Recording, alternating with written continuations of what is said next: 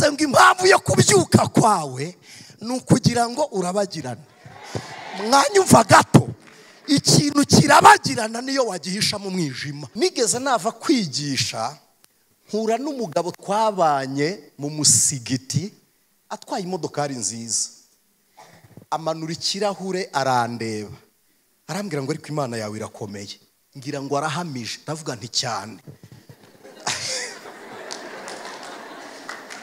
Arambwira ngo igihe waruhiye ngo ugenda n'amaguru, ngo amaguru ntarashira. Arangije arambwira ngo jya mu modokari ngo utware. Niki cyakuryamishije? Waryamye? Waryamishijwe nande? Nibihe biganza bigufashe? Ntabwo wari wegura umutwe, kwegura umutwe bikakunanira. Muza abantu baryamanye imishinga miliyoni 20 ku muntu wicara kuri rido, ntabwo zari amafaranga make y'u Rwanda, sibyo? Inzu ku muntu ukodesha inzu y'ibihumbi 20 bakakubwira ngo uzajya utaha iwawe. Niba ari ikintu kiryoha ni ukuryama inzu itakubwira itariki yishyurirwaho. Sinicuza kubw'ibi mbabwira, singira ngo nicuze kubw'ibi nshaka kubabwira. Ndabisubiramo. Ijwi ry'umukanguzi. Imana ibaho umugisha, kandi Imana ibaho umugisha.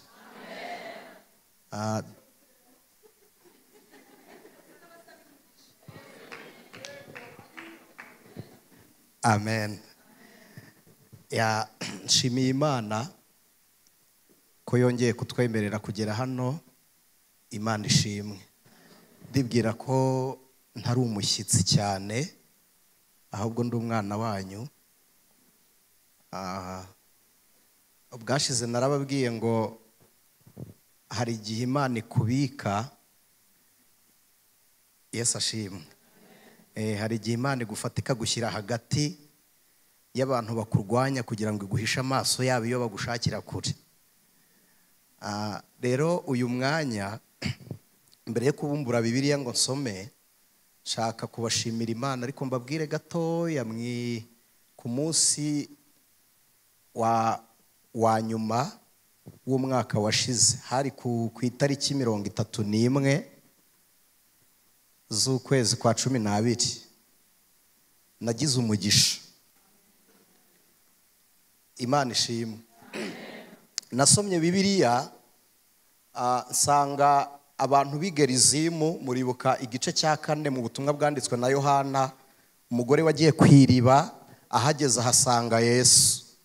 Burya nubwo yaragiye kuvoma, ariko hari ikintu Igerizimu bari bamaze imyaka bategereje kandi cyavuzwe n'Imana. Abisiraheli bari kuva mu buretwa bwo muri Egiputa. Imana yari yarababwiye ngo ababagiriye nabi mujye muhagarara ku musozi wa Ebali mu bavume, biturwa ibibi babagiriye. Iravuga ngo ariko hari n'ababagiriye neza, mujye muhagarara ku musozi w'Igerizimu mubatureho umugisha. Noneho icyo nshaka kuvuga ni iki: Igerizimu nta muntu n'umwe uvuga umugisha wari uhaherutse. Nubwo hari iriba ry'amazi, ariko nta muntu utanga umugisha n'umwe wari uhaherutse.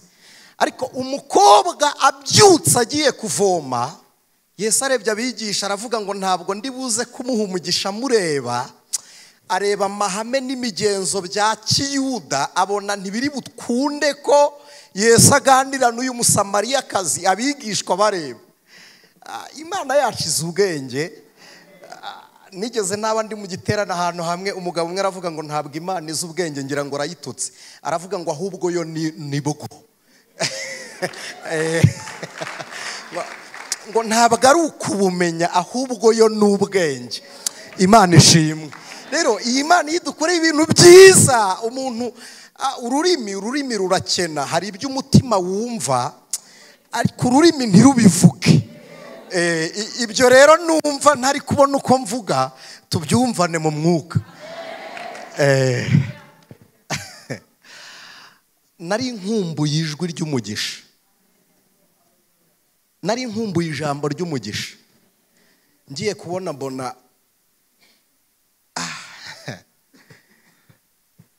Apostle arampamagaye.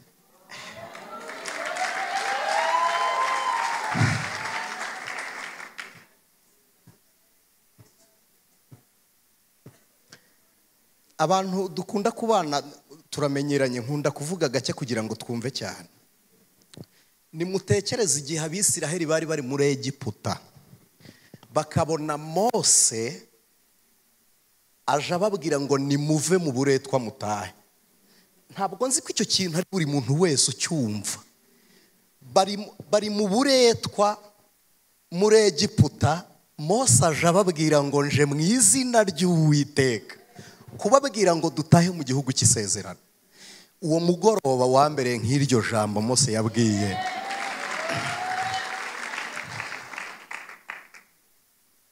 Mubyeyi, Imana ibaha umugisha, Imana ibaha umugisha.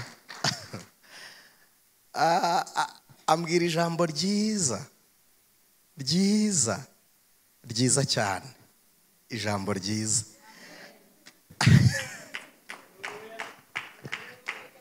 Kandi umunyarwanda yarabivuze, aravuga ngo ijambo ryiza ni mugenzi. Murakoze. Hari agakorasi najyaga nkumva kera nkiba mu musigiti, ntago nagafashe neza. Twaratwumvaga mushumba, indirimbo hari uburyo iryoha ikaza irimo message yawe ikagutindamo.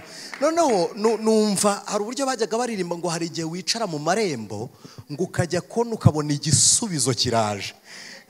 Murakoze. Nari mu irembo ry'umudugudu mubi, reka mbabwire gutyo, nari mu irembo ry'umudugudu mubi. Ese uko numva bitangiye kuza gutyo, ntarasoma Bibiliya. Nari mu irembo ry'umudugudu mubi. Ubwashize turi hano na madamu, kandi yambwiye ngo mbasuhuze. Nawe yagiye kuririmba, ari mu murimo w'Imana, Imana ishimwe.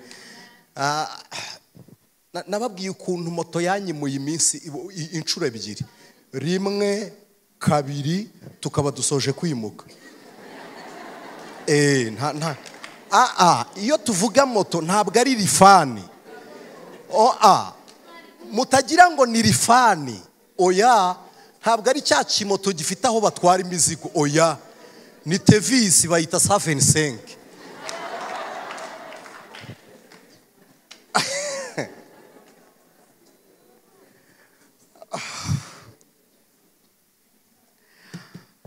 Twebwe abo wakuye kure, nta mahirwe twari dufite, waratuzuye turi bazima, kandi utubikiye n'ubugingo uhoraho. Soko imara inyota, soko idakama, hahirwa umuntu wakumenye Yesu we, hahirwa umuntu wakumenye. Haleluya!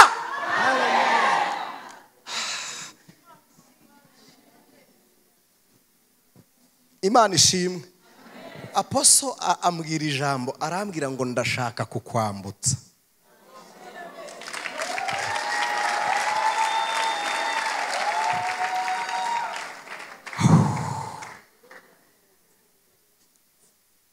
Imana ishimwe. Mbega ngo nagize ihumure.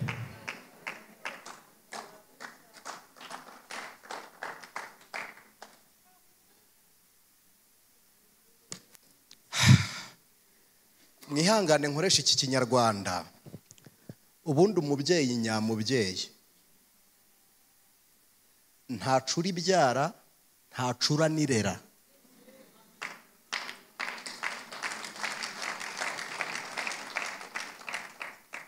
Na wa wundi uzi ko atari uwawe nawe agukeneye kugira ngo umubere uwowe. Mushumba, mwarakoze kutwambutsa.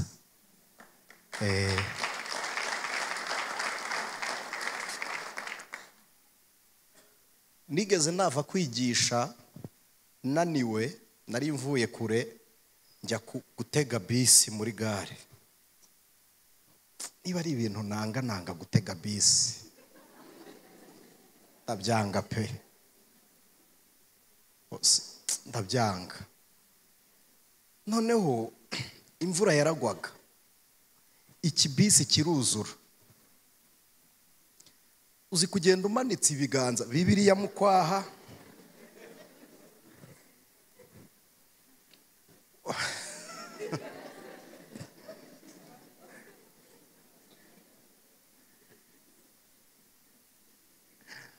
Apostle yaranyambukije ambwira ikintu, hari ibintu nkunda mu isi, nkunda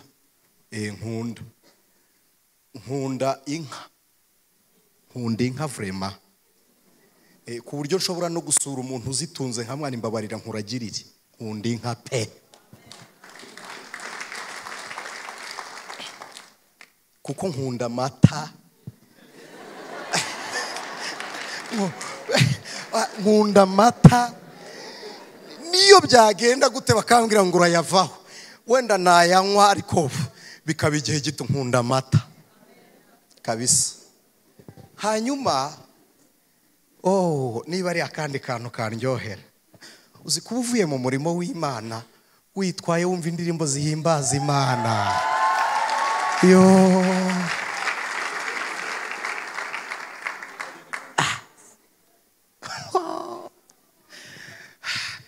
nje mu murimo mvuye mu iteraniro i Remera, Feruje zimpagaritse, navuga nti reka mpagarare mfite umwanya. Yewe data we, Apostle umwara twambukije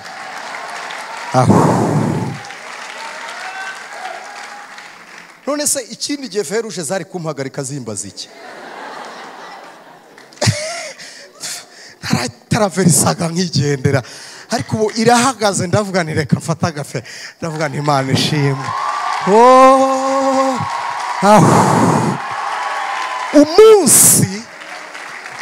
umunsi mva mu idini ya Isilamu, mama yarambwiye ngo ntacyo uzimarira. Umunsi ndeka idini ya Isilamu,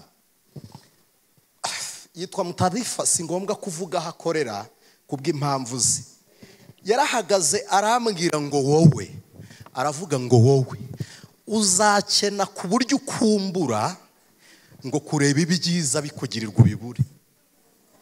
Nigeze nava kwigisha, mpura n'umugabo twabanye mu musigiti atwaye imodokari nziza, amanura ikirahure arandeba, arambwira ngo ariko Imana yawe irakomeye, ngira ngo arahamije, ndavuga nti cyane. Arambwira ngo igihe waruhiye ngo ugenda n'amaguru, ngo amaguru ntarashira. Arangije arambwira ngo jya mu modokari ngo utware, ndamwanti nasomye Bibiliya irambwira ngo ibiryo by'ijisho ribi ntukabirye. Ndamwanti ntukabirye, ndamwanti sinyijyamo.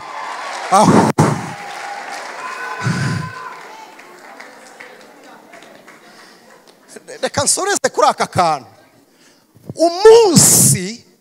Umunsi itsinda y'abayobozi ba Isilamu bansura ndwaye, twashasha karido muri sara ariko twicaraho, bazana ifunguzo z'imodokari bakazana inzu n'amafaranga kuri konti, miliyoni 20 ku muntu wicara kuri rido, ntabwo zari amafaranga make y'u Rwanda, sibyo? Inzu ku muntu ukodesha inzu y'ibihumbi 20 bakakubwira ngo uzajya utaha iwawe, niba ari ikintu kiryoha ni ukuryama inzu itakubwira itariki yishyurirwaho.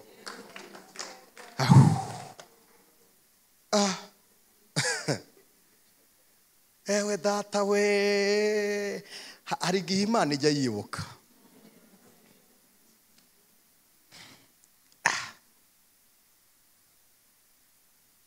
Murakoze.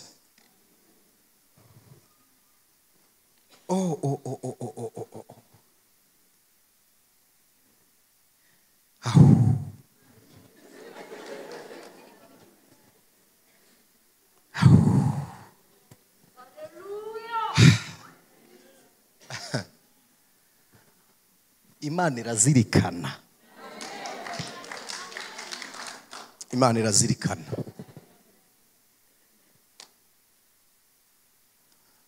Ejo bundi ngira ngiye kubona mbona umuntu arambwiye uti ngwino nkwereka ahantu hari ikibanza gihendutse. Ni ikibanza se ni isambu?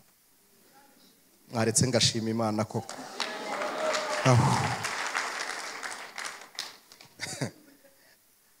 ntabwo ari ikibanza. Ntimuzi ko isambu n'ikibanza bitandukanye? Murakoze. Narambutse aposo aho, yewe data we, ndagenda ndahagura igishene aho, yo igisobanuro cyo kwambuka. Haleluya, haleluya. Niki ijambo ry'umutambyi ryaravuze ngo nshaka kukwambutsa.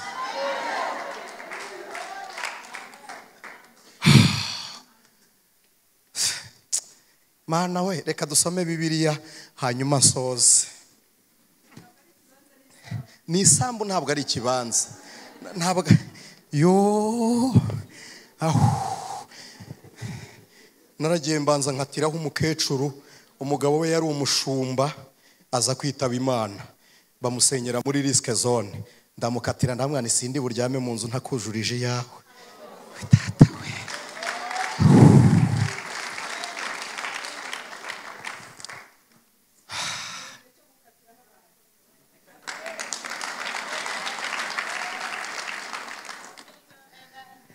mu migisha Imana itanga, umugisha, hari imigisha ibiri zira rimwe. Umugisha w'umuryango n'igihugu, Imana ibitangira rimwe. Noneho umugisha wo mu gihugu ni gakondo muri cyo. Iyo umuntu atagira gakondo, ndabinginze mujye musabira abo bantu. Iyo umuntu adafite gakondo, isaha n'isaha aba ari transit, kandi noneho idafite iyijya. Aho yicaye, inzu arimo, ibikoresho byayo byose biba bifite amapine. Uricara bimanuka, ikizamuka, ikimanuka. Kandi ndababwiza ukuri ko utagira gakondo, iyo wimuka ugiye wabandi, hari ibyawe bipfa. Dusome igitabo cy'umuhanuzi Yesaya, twerekera hafi tugasenga. Ni igice cya 60, umurongo waho wa mbere dusoze n'uwa 3.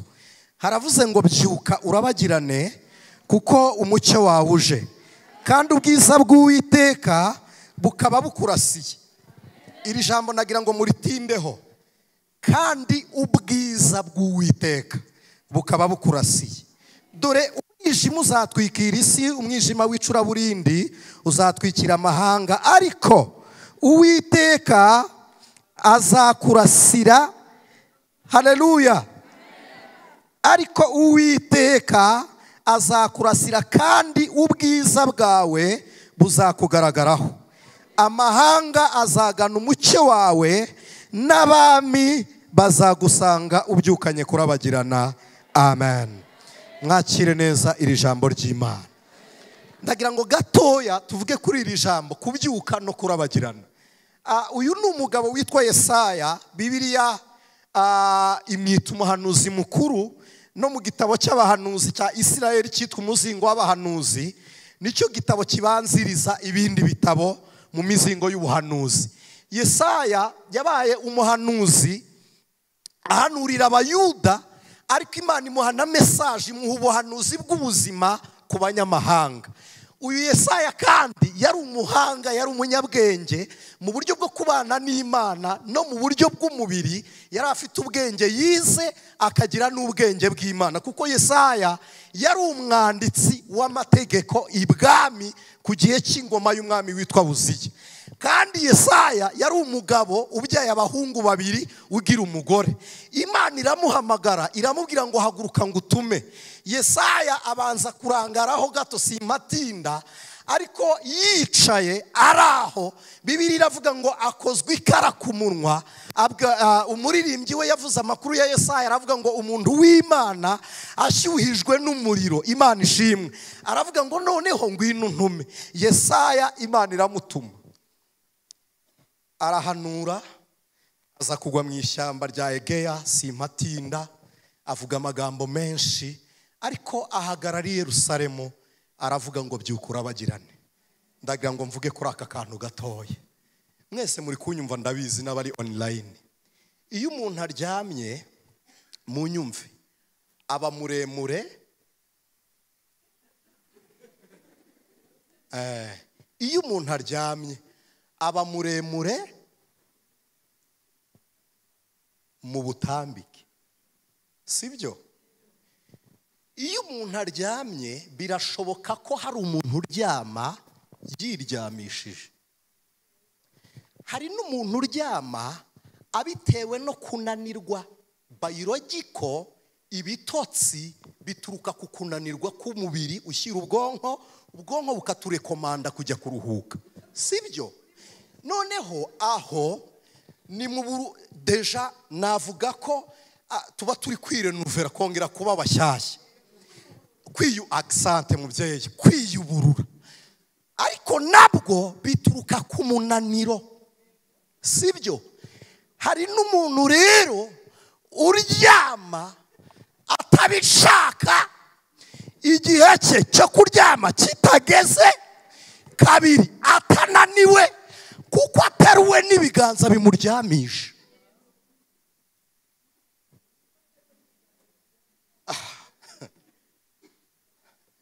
Ntimubizi se? Nidutanga urugero murarwumva rugize. Uzarebe iyo uri kubwira umwana ngo jya kuryama. Bene uyu muntu ntabona ibitotsi ariko araryamye. Muzi imitekerereze n'imikino ye byose bibaryamye. Ntashobora kugira ikintu asingira ngo agifate kuko agize gute? Biramusaba kubyuka. Bibiliya ivuze ijambo nkunda. Umubwiye ngo byuka, uretse Imana yabera. Nawe umubwiye ngo byuka, umubwira ngo byuka urye, byuka wambare, byuka ugende, byuka wige, byuka uze nkubwire. Ariko siko Imana ivuze. Ntabwo ariko Imana ivuze. Yo iravuze ngo intego ituma ubyuka ni ukugira ngo, haleluya, ni ukugira ngo ubyuke. Numara kubyuka urabagirane, haleluya. Sinzi ngo ninde wakuryamishije, sinzi ngo uryamye he, sinzi ngo waryamye gihe ki, sinzi ngo umaze igihe kingana icyo uryamye, sinzi ngo waryamishijwe n'amaboko angana iki, sinzi ngo nakahe kanwa kabivuze, sinzi ngo nubuhe buriri, sinzi ngo hashashe iki, ntabwo nzi inzozi uharotera, sinzi ibitekerezo uhagirira, ariko byuka urabagirane.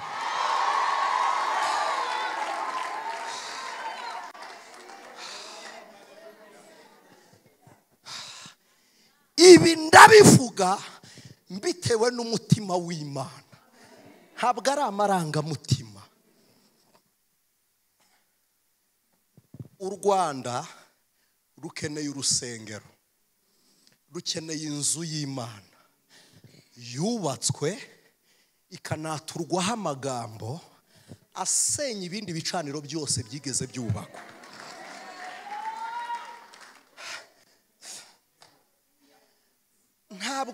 Ntabwo kubaka urusengero ari intego yo kugira ngo abakristo basenge.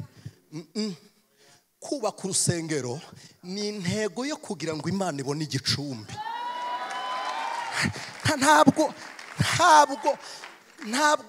ibi mbabwira n'abantu mwese mu nyumva. Dufite ibicaniro tugendaho, dufite ibyo twatambiweho, oringate byanze bikunze. Hari icyo utemera kikakugiraho ingaruka, hari icyo wemera nacyo kikakugiraho ingaruka. Ibintu ni bibiri. Udatabawe n'icyo yemera aterwa n'icyo yirengagije. Rero munyihanganira kubw'icyo kinyarwanda kigoranye nuko nisanze. Icyo ngira ngo mbabwire ni iki: kugira ngo Imana yumvire Eliya ntabwo ari uko yeguye amabuye 12 gusa, ahubwo nuko yabanje gusana igicaniro cy'Uwiteka. Sorezaho sinicuza kubw'ibi mbabwira, singira ngo nicuze kubw'ibi nshaka kubabwira. Ndabisubiramo, ntabwo nicuza kubw'ibi ngiye kuvuga. amadini mu Rwanda n'amatorero akeneye igicaniro cy'itorero.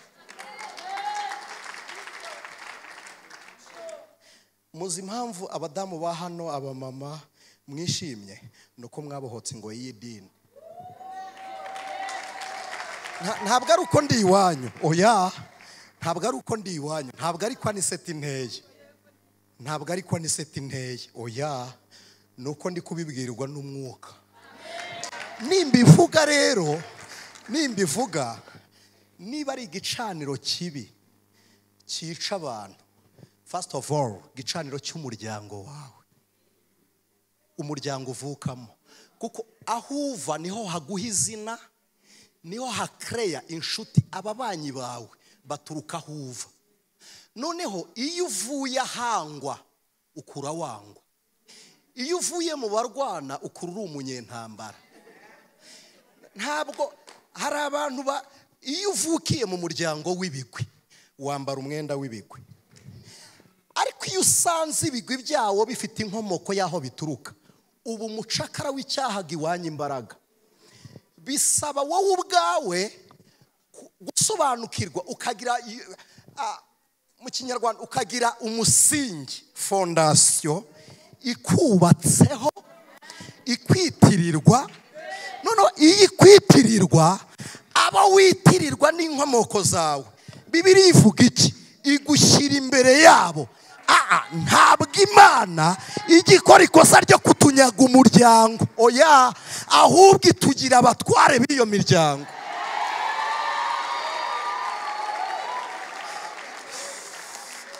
Rero Bibiliya iravuze ngo impamvu yo kubyuka kwawe ni ukugira ngo urabagirane. Mwanyumva gato, ikintu kirabagirana niyo wagihisha mu mwijima, ntibishoboka, kiragaragara, kiragaragara. Haleluya! Niyo wafata CV yawe, niyo bayijugunya mu mwijima, niyo bayishyira munsi y'andi madokima, niyo bayibika munsi y'urutara, iyo niba ari shayini ni shayini. Kandi aka kantu nkababwira, abantu bize fizike murabizi, nta kintu gishayininga kidatanga urumuriro. Iriya shayini ituruka ku kintu bita foto. Kandi urumuri ruza, foto ntabwo ari uyu murabyo dukubita, ahubwo singira ngo mba confusing, reka tugire gato nitse. Urwo rumuri rwose n'uyu mucyo tubona mu isi uturuka ku nyenyeri. Abize geography murabizi, na physics irabivuga, murakoze, kuko inyenyeri dufite nini ni izuba. Ibi byose tubona mu isanzure tubyita corps céleste. Noneho muri systeme yabyo bigenda umujyo 12, sibyo? Bihura n'intumwa za Kristo. Singira ngo ntinde kuri icyo. Noneho umuntu Imana iri kuvugana nawe yitwa inyenyeri.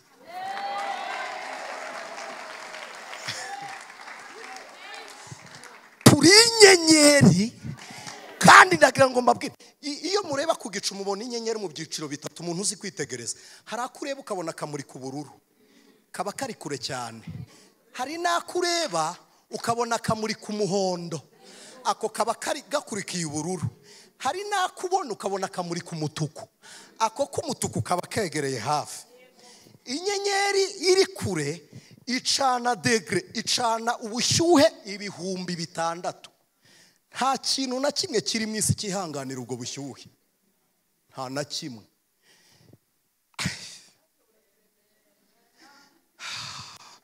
Mureke dusenge.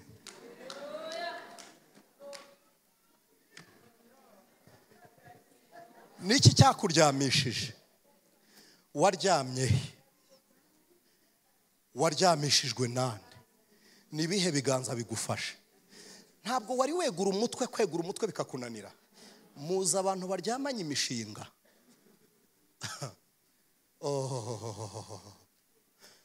Noneho niba ari ikintu kivuna, ni ijambo ribi uryamye nabi.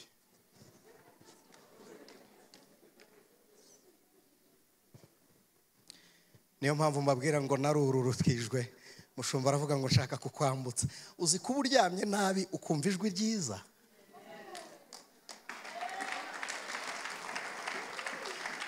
None se mugira ngo Yakobo yararyamye neza yisegura ibuye? Muri mwe ninde wagira ibuye umusego? Ntabwo yararyamye neza, ariko inzozi zamumanukiye. Haleluya! Zari urwego ruva imbere y'intebe y'Imana, abamarayika bamanuka. Uwiteka kugenderere ubyukane kurabagirana. Haleluya!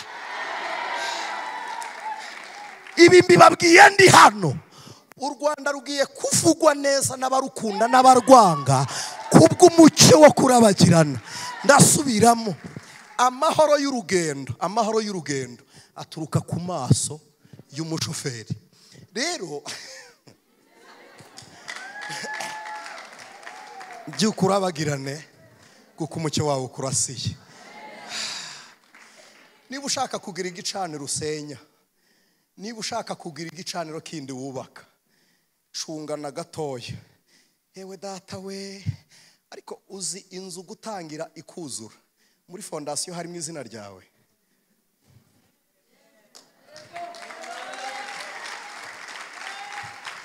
Hari abantu bari hano baza amashi baravuga ngo umurume yacumve bintu ajihurikire mu mashi. Iyo umugabo yumvisha ikintu ngo araceceka, ntabwo ari uguceceka gusa, ni ugukora kugira ngo ibyo yakoze bivuge umuntu utabumbutse. Imana ibahe umugisha. Namashi umurume yacumve bintu ajihurikire. Witeka kuramburira ukuboko, abyutse izina ryawe rishayininge, abyutse amaboko yawe abengerane, abyutse ibirenge byawe biyengerane. Witeka abyutse urubyaro rwawe, abyutse amaboko yawe, kugira ngo isengesho ryawe ritwike nk'inyenyeri. Niko turi. Yohana yaravuze ngo kandi koko niko turi. Nkunda iyo muri kuvuga ngo abo turi bo. Ndabikunda, abo turi bo. Ewe we, uko niko natwe turi. Imana ikubyutse. Ijwi ry'umukanguzi.